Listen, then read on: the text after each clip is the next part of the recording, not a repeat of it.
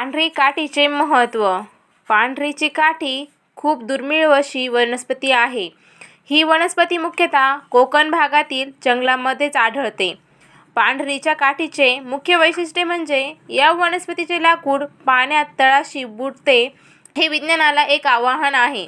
पांढरीची काठी नेहमी सोबत ठेवल्यास साप, विंचू, हिंस्र पशुपक्षी, प्राणी यांपासून संरक्षण होते.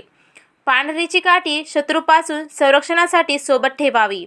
पूर्वी तप साधनेसाठी बसताना ऋषीमुनी आपल्या भोवती या पांढरीच्या काठीचे कुंपण करत, त्यामुळे त्यांचे हिंस्र प्राण्यापासून संरक्षण होत असे.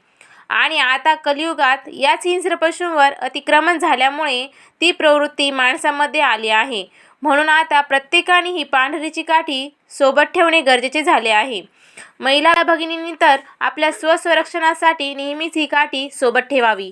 पांढरीची काठी आपल्या घरात संरक्षण म्हणून बांधावी. पाळीव पशूंना संरक्षण म्हणून गळ्यात ही काठी बांधावी. श्री गुरुदेव दत्त. श्री स्वामी समर्थ.